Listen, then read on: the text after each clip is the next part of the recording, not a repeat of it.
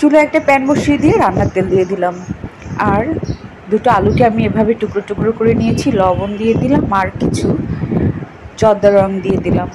এখন আমি আলুটাকে একটু ফ্রাই করে নিব।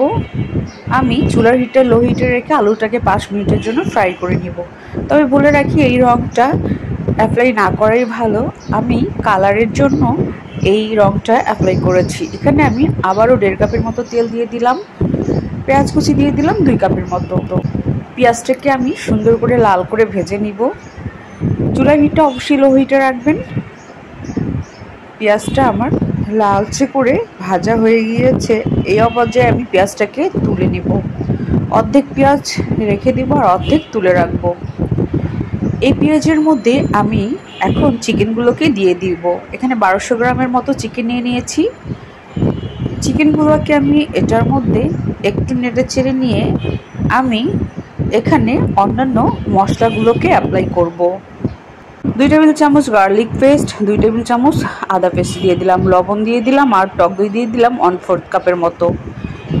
এখন আমি সবগুলোকে একসঙ্গে মিশিয়ে নিলাম। নেওয়ার পরে এখন আমি এখানে বিরিয়ানি মশলা 50 গ্রামের মতো দিয়ে দিব। তারপর আবারও মাংসগুলোর সঙ্গে ভালো করে মিশিয়ে নিব।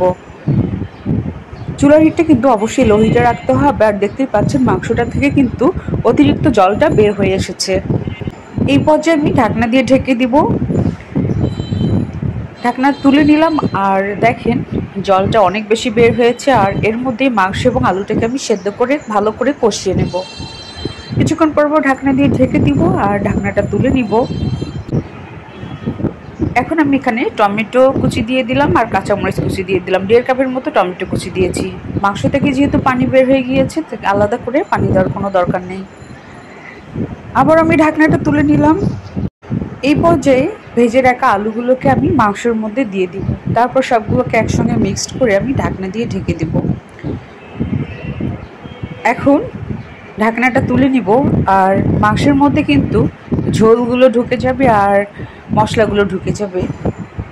এই পর্যায়ে আমি মাংসগুলো এবং আলুগুলোকে একটা একটা করে উঠে নেব। সবগুলো উঠে না শেষে আমি অতিরিক্ত যে ঝোলটা থাকবে এবং মশলাগুলো থাকবে এগুলোর মধ্যেই আমি চালটাকে দিয়ে দিব। এখানে আমি পানি দিয়ে দিব 3 কাপের মতো, 1 কাপ দুধ দিয়ে দিলাম। মশলাগুলোর সঙ্গে মিশিয়ে নিচ্ছি। বয়েল না আসা পর্যন্ত আমি অপেক্ষা করব। তারপর এখানে 2 কাপ বাসমতি চাল দিয়ে দিলাম, লবণ দিয়ে দিলাম স্বাদ মতো। তারপরে নেড়ে চেড়ে আমি ঢাকনা দিয়ে ঢেকে দিব। চুলার হিটটা অবশ্যই লো হিটে রাখবো। এভাবে আমি 10 মিনিটের জন্য রান্না করব।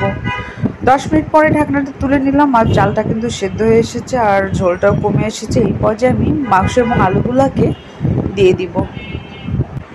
ভালো করে মিক্সড করে নিব।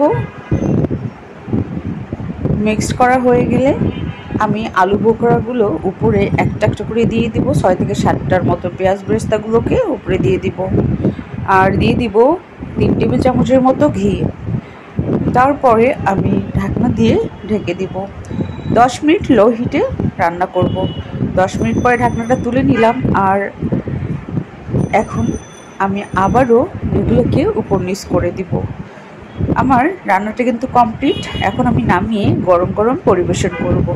আমার আজকের এই চিকেন বিরিয়ানি রান্নাটা কেমন লাগলো অবশ্যই কমেন্ট করে জানাতে ভুলবেন না। ভালো থাকবেন। আল্লাহ হাফিজ।